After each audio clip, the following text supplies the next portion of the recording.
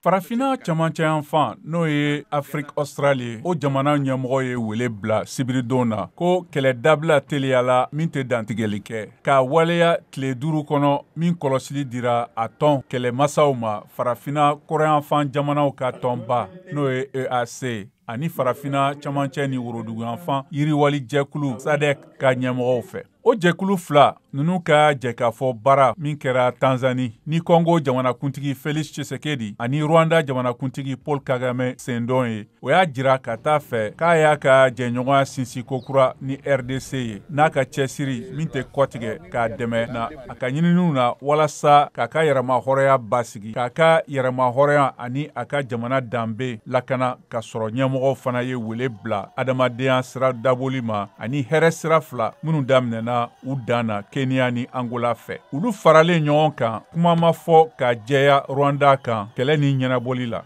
Goma min ye Nord Kivu mara faba ye o minana M23 Mouvement du 23 mars ani Rwanda sɔrɔdasiw fɛ février kalo daminɛ na kɛlɛ kɔfɛ min ye mɔgɔ 2,900 faga ka kɛɲɛ ni duniya keleyantɔn ka fɔta ye. Kabini o waati la kɛlɛ ni jɛnsɛnna a sigiɲɔgɔn mara la n'o ye Sud Kivu ye. Sisan a bɛ ka a faba Bukavu bila faratiba la.